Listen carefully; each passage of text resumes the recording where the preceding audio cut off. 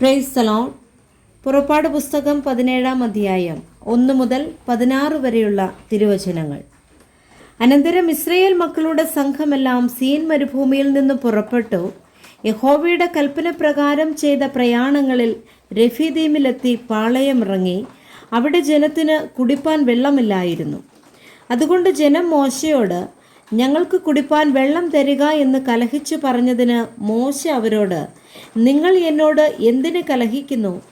നിങ്ങൾ യഹോവയെ പരീക്ഷിക്കുന്നത് എന്ത് എന്ന് പറഞ്ഞു. ജനത്തിനവിടെ വെച്ച് നന്നാ ദാഹിച്ചതുകൊണ്ട് ജനം മോശയുടെ നേരെ പിറുപിറുത്തു. ഞങ്ങളും മക്കളും ഞങ്ങളുടെ മൃഗങ്ങളും ദാഹം കൊണ്ട് ചാകേണ്ടതിന് നീ ഞങ്ങളെ മിസ്രൈമിൽ നിന്ന് കൊണ്ടുവന്നത് എന്തിന് എന്ന് പറഞ്ഞു. മോശ യഹോവയോട് നിലവിളിച്ചു, ഈ ജനത്തിന് ഞാൻ എന്തു ചെയ്യേണ്ടു? അവർ എന്നെ കല്ലെറിവാൻ പോകുന്നുവല്ലോ എന്ന് പറഞ്ഞു. യഹോവ മോശയോട്, ഇസ്രായേൽ മൂപ്പന്മാരിൽ ചിലരെ കൂട്ടിക്കൊണ്ട് നീ നദിയെ അടിച്ച വടിയും കയ്യിലെടുത്ത് ജനത്തിൻ്റെ മുമ്പാകെ കടന്നു പോകാം. ഞാൻ ഹോരേബിൽ നിന്റെ മുമ്പാകെ പാറയുടെ മേൽ നിൽക്കും. നീ പാറയെ അടിക്കണം. ഉടനെ ജനത്തിന് കുടിപ്പാൻ വെള്ളം അതിൽ നിന്ന് പുറപ്പെടുമെന്ന് കൽപ്പിച്ചു. ഇസ്രായേൽ മൂപ്പന്മാർ കാണെ മോശ അങ്ങനെ ചെയ്തു.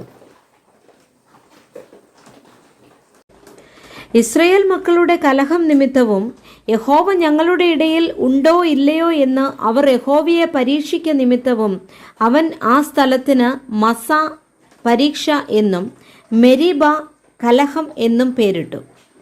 രഫീദീമിൽ വെച്ച് അമാലേക്ക് വന്ന് ഇസ്രായേലിനോട് യുദ്ധം ചെയ്തു. അപ്പോൾ മോശ യോശുവയോട്, നീ ആളുകളെ തിരഞ്ഞെടുത്ത് പുറപ്പെട്ട് അമാലേക്കിനോട് യുദ്ധം ചെയ്യുക. ഞാൻ നാളെ കുന്നിൻ മുകളിൽ ദൈവത്തിൻ്റെ വടി കയ്യിൽ പിടിച്ചും കൊണ്ട് നിൽക്കും എന്ന് പറഞ്ഞു. മോശ തന്നോട് പറഞ്ഞതുപോലെ യോശുവ ചെയ്തു. അമാലേക്കിനോട് പൊരുതു.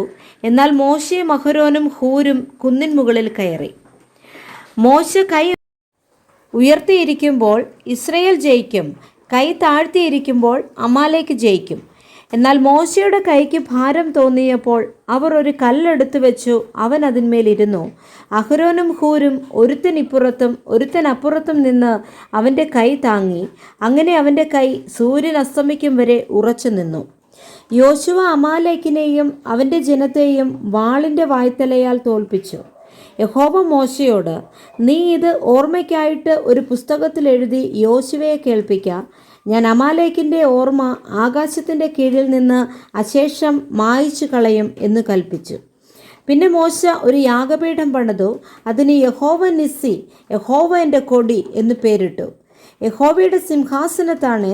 യഹോവയ്ക്ക് അമാലേക്കിനോട് തലമുറ തലമുറയായി യുദ്ധമുണ്ടെന്ന് അവൻ പറഞ്ഞു. Praise the Lord. വായിച്ച തിരുവചനങ്ങളാൽ കർത്താവ് എല്ലാവരെയും ധാരാളമായി അനുഗ്രഹിക്കട്ടെ. ആമേൻ.